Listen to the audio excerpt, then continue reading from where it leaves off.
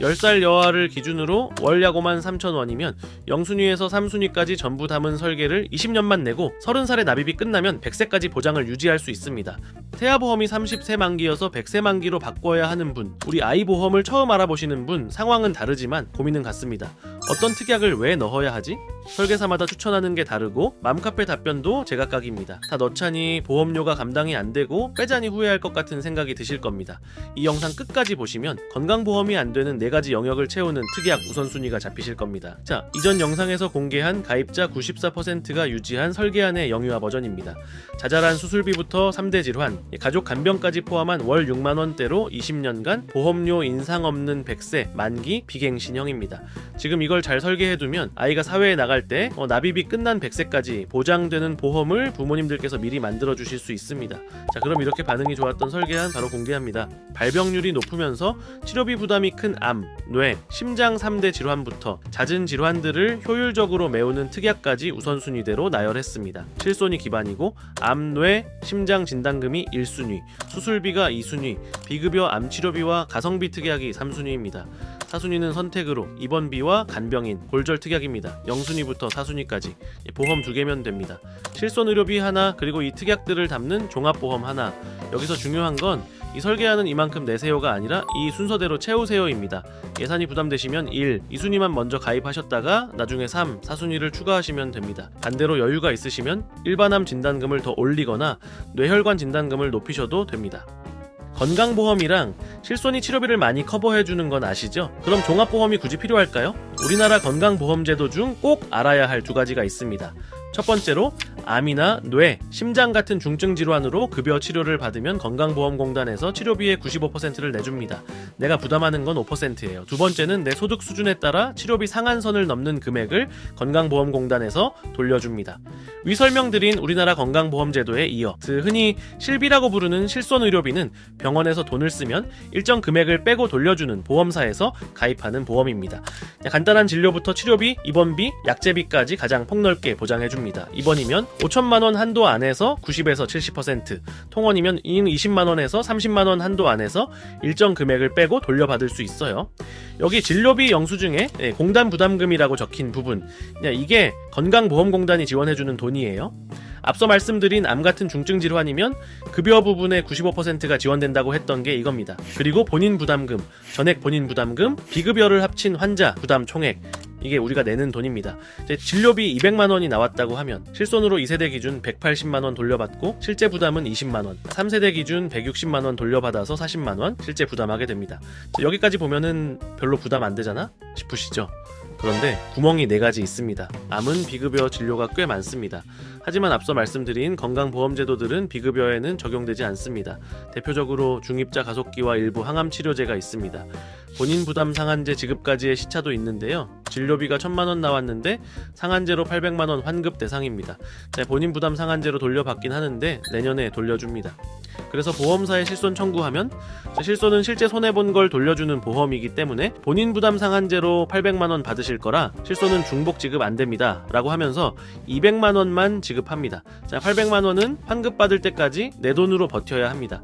세 번째 허점은 실손의료비의 입원과 통원 한도가 다르다는 점입니다. 입원이 아닌 통원이면 한도가 확 줄어듭니다. 입원하면은 70에서 90% 돌려받지만 통원이면은 한도가 20에서 30만원입니다. 통원으로 800만원의 진료비가 나오면 25만원만 돌려받고 나머지 775만원은 본인이 부담해야 합니다. 입원으로 인정되지 않아서 치료비의 10분의 1도 못 돌려받을 때가 있습니다. 지금까지는 치료비에 대해서 알아봤는데요. 그런데 진짜 부담은 다른 곳에 있습니다. 바로 일을 못하는 동안의 소득입니다. 예를 들어 아이가 어릴 때 소아암 같은 큰 병에 걸리면 부모 중 한 명이 간병을 합니다. 맞벌이라면 소득이 줄어드는데 대출금, 교육비, 생활비는 그대로 나가는 거죠. 아이가 성인이 돼서 직접 소득을 벌 나이가 되면은 더 심각합니다. 30대에 암 진단을 받는 분이 연간 15,000명이 넘습니다. 하루 약 40명 꼴이에요.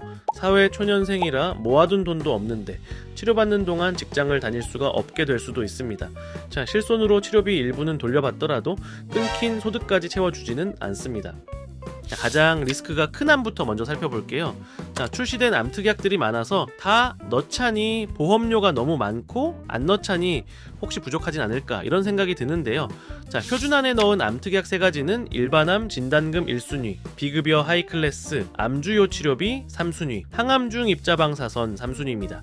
암을 두려워하는 이유는 건강보험이 적용되지 않는 비급여 치료비, 실손 환급받기, 전 치료비를 내기 위한 현금, 치료대기나 긴 치료기간으로 병원 인근에 상주하는 비용, 교통비, 암 재발을 낮추기 위한 보조치료, 가족들의 생활비 등입니다. 그래서 일반암이 진단되자마자 가입 금액만큼 현금이 나오는 일반암 진단금이 1순위입니다. 앞서 보신 허점 4가지, 비급여 치료비, 실손 환급 시차, 통원 한도, 소득 상실, 이 4가지를 한꺼번에 메울 수 있는 건 진단 즉시 현금 지급되는 암 진단금뿐입니다. 만약 가족력이 있으셔서 암이 조금 더 걱정되시는 분들은 이 설계안에서 일반암 진단금을 예산에 맞춰서 1000만원 단위로 늘리시면 됩니다. 일반암과 세트로 구성된 유사암 진단금은 침윤 전이가 없는 암으로 발병률은 높지만 치료비가 상대적으로 적은 갑상선암이 대표적이고 일반암의 20%까지만 가입 가능하게 되어 있습니다. 비급여 치료비가 수천만 원인데 실손 통원 한도 25만 원으로 어떻게 감당하죠? 이 질문의 답이 바로 비급여 암주요 치료비 특약입니다. 보험사별로 하이클래스 암주요 치료비라고도 부르는데요. 먼저 기본형인 암주요 치료비 특약부터 짚으면 암수술, 항암방사선, 항암약물 치료를 받으면 가입 금액만큼 연 1회, 만기까지 지급하는 특약입니다. 네, 여기서 비급여 암치료만 지급 대상으로 좁힌 것이 비급여 암주요 치료비입니다. 비급여 암주요 치료비 특약이 훨씬 더 저렴한 보험료로 합리적입니다. 월 2,780원, 10세남 기준이 어떤 숫자로 돌아오는지 시뮬레이션으로 보여드릴게요. 암 진단을 받았고 비급여 암주요 치료비 2천만 원에 가입한 상태라고 가정해 보겠습니다. 1년차, 먼저 수술적 치료부터 시작합니다. 비급여인 다빈치 로봇팔 수술을 받았습니다. 비용 약 1200만 원, 비급여 암 수술에 해당하기 때문에 비급여 암주요 치료비 2천만 원 지급, 이후에도 비급여 치료는 계속됩니다. 4년간 비급여 치료비만 약 1억 600만 원, 비급여 암주요 치료비로 8천만 원을 수령합니다. 월 보험료 2,780원 곱하기 20년은 총 납입 약 67만 원입니다. 수술과 일부 약물 치료제를 제외하면 통원으로 진행되는 경우도 많기 때문에 실손의 통원 한도 20에서 25만 원으로는 턱없이 부족합니다. 이 특약이 없었다면 1억 원이 넘는 비급여 치료비를 고스란히 본인이 부담해야 하는데 부담되는 비급여 암 치료들을 보장하는 하이클래스 암주요 치료비가 합리적으로 보입니다. 항암 중입자 가속기 치료는 현재 가장 좋은 치료이지만 전액 비급여로 6천만 원 이상 들어가는 고비용 치료입니다.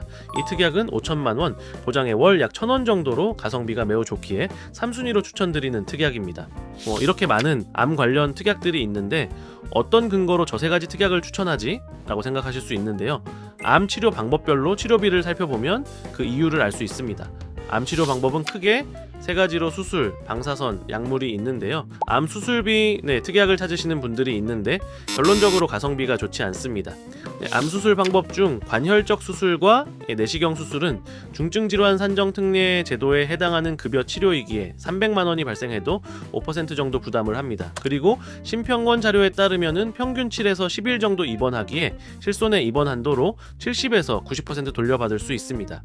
평균 1,200만 원 정도 발생하고 건강보험제도를 적용받을 수 없는 비급여 수술인 다빈치 로봇팔 수술의 경우도 다행히 입원으로 인정받아 실손해서 입원 한도로 70에서 90%를 돌려받을 수 있습니다. 또 암 수술의 경우 이후에 추천드릴 1종에서 5종 수술비에서 5종 수술에 해당하기 때문에 가입 금액에 따라서 500만 원에서 2천만 원 받는다면 그렇게 부담되는 편은 아닙니다. 암 진단금과 질병 5종 수술비 보험료를 보시면 진단되면 현금으로 나오는 암 진단금은 1,000만 원당 남 4,710원, 여 3,830원 정도이고 암 수술까지 보장하는 질병 5종 수술비는 1,000만 원당 남 3,670원, 여 6,250원, 암 수술비는 1,000만 원당 남 4,430원, 여 3,180원으로 가성비가 아쉬운 편이에요. 그럼 암 수술 이외의 방사선 치료와 한감 약물 치료의 비용도 빠르게 보겠습니다. 방사선과 항암 모두 세대가 올라갈수록 효과는 좋아지지만 비급여 비율이 높아져서 자기 부담이 급격하게 커집니다. 핵심은 이겁니다. 급여 치료는 건강보험과 실손으로 부담이 크지 않지만 최신 비급여 치료를 받으면 수천만 원에서 억 단위 비용이 고스란히 본인 부담입니다. 게다가 2세대, 3세대 방사선이나 항암 치료는 대부분 통원으로 진행되기 때문에 실손의 통원 한도 20만에서 25만 원으로는 턱없이 부족합니다. 정리해보겠습니다. 100번 강조해도 부족하지 않은 암 진단금을 1순위로 준비합니다. 암 진단금은 진단되자마자 현금으로 나오기에 급여, 비급여 구분 없이 치료비를 해결하고 실손 의료비 환급 이전 필요한 현금, 본인 부담 상한제의 환급까지의 시차, 실직했을 때 각종 생활비, 병원 인근에 머무는 숙소비, 교통비 암의 재발 위험을 낮추기 위한 보조 치료 같은 기타 비용들까지 대비하기 좋습니다. 비급여 암주요 치료비와 중입자 가속기 특약은 건강보험이 적용되지 않는 비급여 진료비와 실손의 20만원 통원 한도를 커버하기 위해서 함께 구성하시는 게 효율적입니다.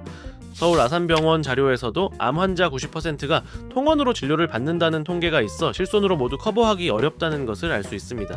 진단금을 넉넉히 설정하는 건 좋지만 무조건 일반암 진단금만 올리는 건 제한된 예산에서는 부담스럽기 때문에 이렇게 많은 암 치료비 관련 특약들 중에서 가성비와 효율이 좋은 건 비급여, 암 주요 치료비와 중입자 가속기 특약까지입니다. 여기서 추가로 더 대비하고 싶다라면 암 진단금을 1,000만 원 단위로 올리시면 됩니다.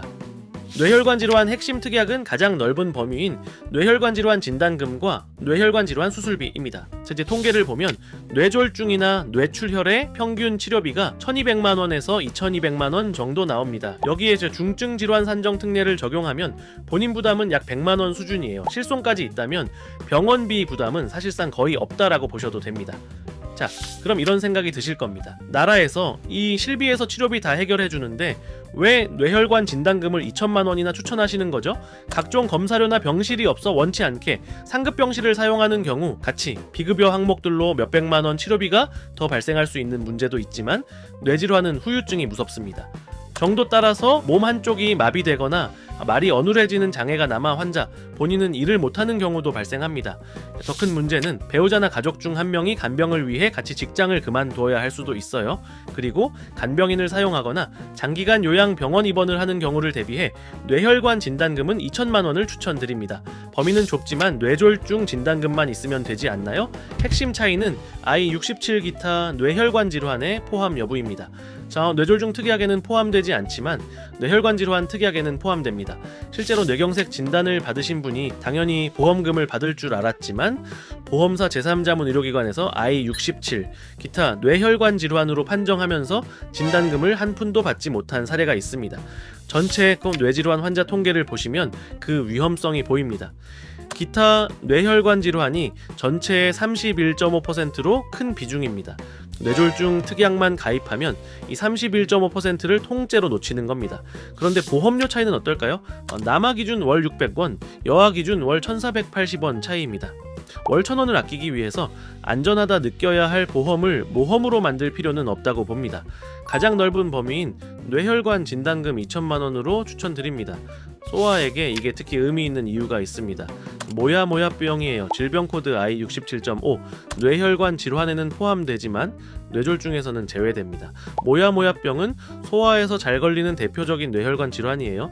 뇌졸중으로 가입하면 모야모야병 진단 시 보험금을 못 받습니다. 자, 그럼 수술비 1,000만 원은 왜 필요할까요? 이건 재발 때문입니다. 고혈압, 고지혈증, 당뇨로 인해 문제가 생겼던 혈관만 아니라 옆에 다른 혈관들이 막히거나 터지기에 뇌혈관 질환은 재발률이 매우 높은 만성 질환입니다. 그런데 방금 말씀드린 진단금은 최초 1회 딱 한 번 받고 사라집니다. 제 두 번째 뇌경색이 와도 진단금은 1원도 안 나옵니다. 이 수술비 특약은 상품에 따라 매회 지급이 가능합니다. 두 번째, 세 번째 재발해서 수술 받아도 그때마다 1,000만 원이 계속 나옵니다. 그래서 수술비 1,000만 원을 함께 넣는 게 맞습니다. 그런데 제가 뒤에 말씀드릴 1종에서 5종 수술비에서도 뇌혈관 질환 수술비 보험금이 지급되긴 합니다.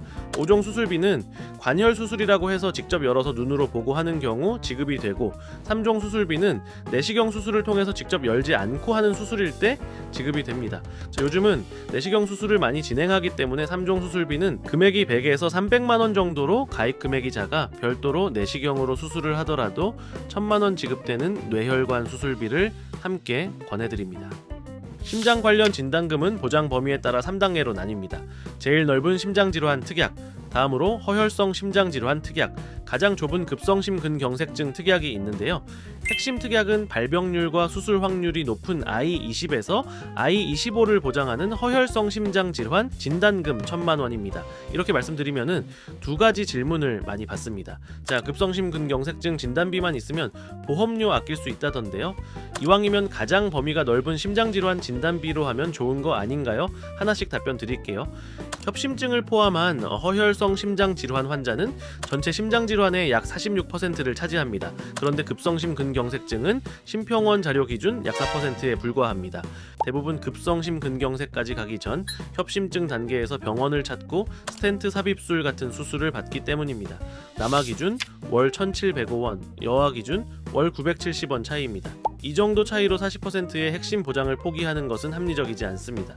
허혈성 심장질환에 10%만 보장하는 급성심 근경색 진단비만 가입했다면 나머지 90%인 협심증으로 수술, 입원을 해도 진단금은 0원입니다.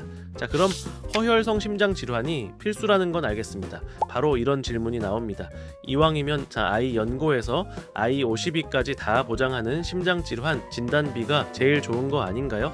과연 이 차이만큼의 가치가 있을까요? 추가로 보장되는 기타 심장질환은 기본이 약물치료로 실손보험과 건강보험으로 커버됩니다. 결국 치료비가 크지 않은 질환의 진단금을 받기 위해 매달 1.7배 비싼 보험료를 내는 셈입니다. 물론 부정맥 원인인 빈혈이나 가족력 증상이 있다면 심장질환 진단비도 고려할 수 있습니다. 뇌혈관과 달리 허혈성 진단금을 1,000만 원으로 추천하는 이유도 통계에 있습니다. 허혈성 심장질환의 대표 질환인 협심증, 급성심 근경색증 치료비는 건강보험심사평가원 자료 기준 평균 400만에서 1,200만 원이고 산정특례를 적용하면 자기부담금은 약 60만 원 수준입니다. 상급 병실료, 비급여 검사료, 식대 등을 더해도 본인 부담은 약 300만 원, 4세대 실손까지 적용하면 100만 원 내외입니다. 심장질환은 뇌혈관 질환 대비 후유증이 상대적으로 적은 편이라 실손 환급 전 현금 필요분을 감안해도 허혈성 심장질환 진단금 1,000만 원이면 충분할 것으로 보입니다. 앞서 뇌혈관에서 말씀드린 것처럼 진단금은 최초 1회로 끝입니다. 심장도 마찬가지예요. 협심증으로 스텐트 넣고 몇 년 뒤 재발해서 다시 수술받아도 진단금은 0원입니다. 허혈성 심장질환에서 보장하지 않는 나머지 심장질환들은 대부분 약물치료라 큰 비용이 안 나옵니다. 하지만 낮은 확률로 판막치환술이나 심장보조장치 이식처럼 큰 수술이 필요한 경우가 있어요. 그래서 진단금은 가성비 좋은 허혈성 심장질환으로 잡고 수술로 인해 치료비가 많이 나올 경우를 대비해 범위가 넓은 심장질환 수술비 1,000만 원으로 구성하는 겁니다. 이러면은 재발 수술까지 대비하면서 보험료는 훨씬 효율적이에요. 정리하겠습니다. 비싼 심장질환 진단금 하나보다 허혈성 심장질환 진단금 1,000만 원으로 발병률 높고 고비용인 첫 번째 위기를 막고 심장질환 수술비 1,000만 원으로 모든 범위의 재발 수술을 대비하는 것, 훨씬 저렴한 보험료로 고비용 진단과 반복 수술 2마리 토끼를 잡는 효율적인 구성입니다. 소아에서 흔한 골절 수술, 맹장 수술부터 성인이 된 후에는 대장용종 제거, 치질 수술, 척추 관련 수술들도 실손을 적용받더라도 자기 부담금이 2-30만 원씩 발생해서 생활비에 영향이 적지 않습니다. 3대 진단금만으로는 자주 발생하는 수술들 보장이 어렵습니다. 수술비 특약은 보장해주는 폭이 넓기 때문에 활용도가 높은 편이고 무엇보다 진단비는 최초 1회 지급되면 좀 소멸되는 경우가 많지만 수술비는 반복 지급을 해주는 경우가 많아서 여러 번 보장받을 수 있는 장점이 있습니다. 수술비 특약의 대표격인 질병, 상해 수술비는 몇 가지 면책 사유를 제외한 치료 목적의 수술은 모두 포함하고 있고 장점은 범위가 가장 넓은 수술비고 아쉬운 점은 보장 금액이 작습니다. 그래서 약 3천여 가지 수술을 보장하면서 수술의 경중에 따라서 10만 원에서 1,000만 원까지 차등 지급해주는 질병, 상해 1종에서 5종 수술비를 함께 구성하는 것을 추천드립니다. 단점은 질병 상해 수술비보다는 상대적으로 범위가 좁다는 점입니다. 그래서 이 두 가지 수술비, 특약으로 장단점을 보완하는 식으로 구성하는 게 효율적입니다. 기준 금액은 질병 수술비 30만원, 상해 수술비 50만원이고 질병 상해 1종에서 5종 수술비는 보험사별 구성이 상이하지만 보통 이런 구성입니다. 소아에서 흔한 수술을 예로 들어보면 충수염 맹장 수술은 2종에 해당해서 질병 수술비 30만 원에 2종 수술비 50만 원, 합계 80만 원이 나옵니다.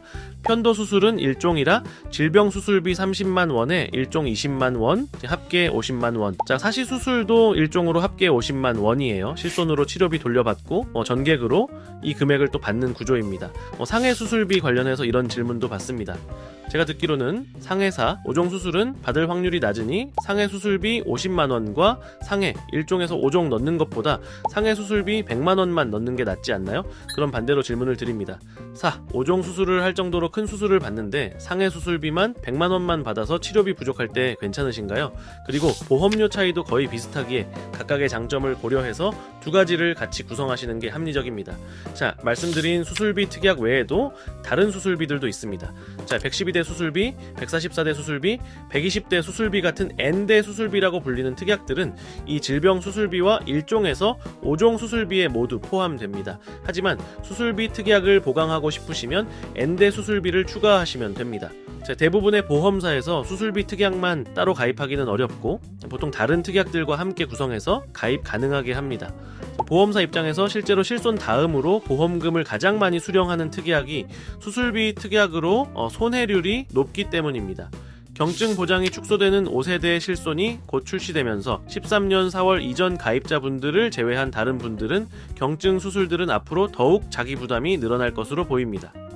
아이가 학교에서 장난치다가 친구의 수백만 원짜리 태블릿을 깨뜨렸습니다. 자전거를 타다가 행인과 부딪혀 큰 부상을 입혔습니다. 축구를 하다가 친구 안경을 부수고 눈가에 상처를 냈습니다. 이런 상황, 아이를 키우다 보면 언제든 생길 수 있죠. 법률상 배상 책임은 고스란히 부모에게 돌아옵니다. 수백만 원에서 수천만 원까지 온전히 내 주머니에서 나갑니다. 이걸 막아주는 특약이 바로 가족 일상생활 배상 책임입니다.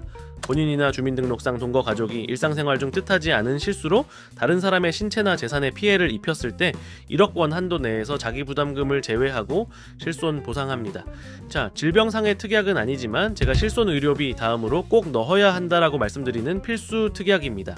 자, 보험료가 월 3,000원 내외인데 수천만 원에서 억대까지 발생할 수 있는 배상 위험을 막을 수 있기 때문입니다. 종합보험 구성할 때 함께 넣으시는 게 가장 효율적입니다. 가끔 이런 질문을 받습니다. 가족 중 한 명이 이미 가지고 있는데 중복 아닌가요? 그래도 각각 가입을 해두시는 걸 추천드립니다. 예를 들어 가족 4분이 각각 1억 원씩 가입되어 있다면 사고 발생 시 최대 4억 원까지 보장 한도를 합산하여 사용할 수 있습니다. 특히 대규모 화재 사고로 1억 원을 초과하는 배상액이 발생했을 때 이렇게 확보된 보장 한도 증액은 가정을 경제적 위기에서 지켜줄 수 있는 가장 든든한 안전장치가 됩니다. 그리고 이 특약은 전 보험사 공통으로 갱신형만 판매하고 있어 갱신 시 보험료 상승을 걱정하시기도 합니다. 하지만 일반적인 질병이나 상해 특약과 달리 이 특약은 전체 가입자의 사고율에 따라 보험료가 결정됩니다. 실제로 제안서상의 예상 갱신 보험료를 보시면 처음과 거의 차이가 없거나 미미한 수준인 것을 확인하실 수 있습니다. 앞서 핵심 보장들을 탄탄하게 구성하셨다면 가성비 특약 4가지를 더 알려드릴게요. 조혈모 세포는 쉽게 표현하면 뼈에 있는 혈액을 생성하는 세포로 항암 치료제 특성 때문에 기능을 상실하여 이식을 받기도 하는 암과도 관련 있는 특약입니다. 소아백혈병은 조혈모 세포 이식이 필요한 경우가 많고 이식 비용이 수천만 원에서 1억 원 이상입니다. 오대장기는 신장, 간장, 심장, 췌장, 폐장을 말하고 각막 이식은 각막의 손상으로 인해서 이식받는 경우 보상합니다. 양성뇌종양은 앞서 말씀드렸던 뇌혈관 질환 진단비와는 다른 특약인데요. 양성뇌종양은 말 그대로 종양이 생기는 질환입니다. 앞서 말씀드린 뇌혈관 질환 진단비는 양성뇌종양은 보장하지 않기 때문에 꼭 같이 가입하시는 것을 추천드립니다. 사실 이 4가지 특약들은 해당될 확률이 높은 건 아닙니다. 하지만 혹시라도 이식 수술을 하게 되면은 발생하는 비용은 상상을 초월하고 제일 중요한 보험료가 너무 저렴하고 보장 금액도 좋아서 안 넣을 이유가 없습니다. 추가적으로 입원비가 걱정되시거나 이제 가족 간병에 관심 있는 분들을 위해 사순위를 추가했는데요. 아이가 입원하면 보호자가 같이 있어야 합니다. 그런데 1인실 차액은 건강보험도 실손으로도 안 됩니다. 하루에 10만 원에서 30만 원이고요. 일주일이면은 70만 원에서 210만 원입니다. 그래서 종합병원 1인실 입원비 특약을 넣기도 합니다. 자, 그리고 간병인 특약입니다. 이 부분은 의외로 놓치기 쉬운 건데요. 지금 아이가 입원하면 부모가 직접 간병하시죠. 네, 간병인 사용 입원비 특약이 있으면은 부모가 직접 간병해도 간병비를 받을 수 있습니다. 그런데 이 특약의 진짜 가치는 나중에 있어요. 아이가 성인이 되고 노후에 접어들면 이 특약으로 실제 간병인 비용을 보장받을 수 있습니다. 성인이 된 이후에 간병인 특약을 따로 가입하려면 보험료가 훨씬 비쌉니다. 어릴 때 같이 넣어두면 지금도 쓸 수 있고 나중에도 쓸 수 있는 구조입니다. 마지막으로 골절 진단비입니다. 소아청소년 골절은 10살에서 14살 사이가 가장 많습니다. 스포츠 활동이 본격적으로 시작되는 시기니까요. 만 명당 148건이고 남아가 여아의 2.5배입니다. 골절 진단비는 30만 원, 5대 골절 진단비는 100만 원을 넣었습니다. 5대 골절은 대퇴골, 골반 척추 같은 큰 골절로 수술비와 별개로 진단만으로 100만 원이 나옵니다. 수술까지 가면은 이순위에서 넣은 상해 수술비에서도 추가로 보장됩니다. 사순위 전체 특약 보험료는 10세남아 기준 약 6,200원, 여아 기준 약 6,400원입니다. 다만 사순위는 옵션이에요. 지금까지 말씀드렸던 암, 뇌, 심장, 수술비들 3순위까지를 기본 설계로 하고 또 여유가 되시면 뭐 사순위 특약들 추가하시면 됩니다. 자, 이제 이 표준안을 언제까지 납입할지, 언제까지 보장받으면 좋을지 빠르게 짚어드리고 보험료표 보여드리겠습니다. 납입 기간은 20년 납을 권합니다. 납기를 길게 잡으면 월 보험료는 줄지만 납입 총액은 늘어납니다.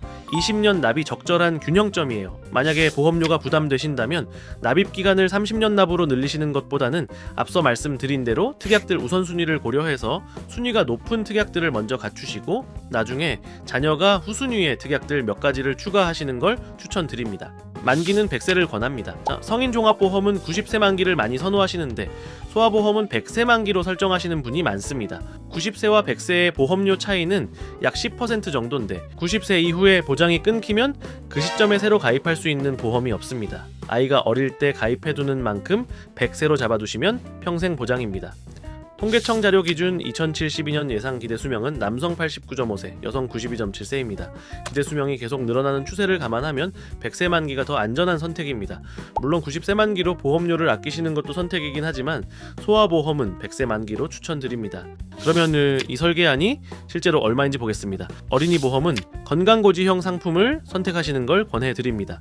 즉 일반 보험은 고지사항을 5년까지만 확인하는데 건강고지형은 최대 10년까지 입원 수술 여부를 확인하는 대신 보험료를 할인해주는 상품이에요. 표에서 건강고지형 열을 보시면 6살은 6년형, 7살은 7년형, 10살 이상이면 최대인 10년형까지 선택할 수 있습니다. 기간이 길수록 할인이 크기 때문에 10년형이 적용되는 10살이 월 보험료가 가장 낮습니다.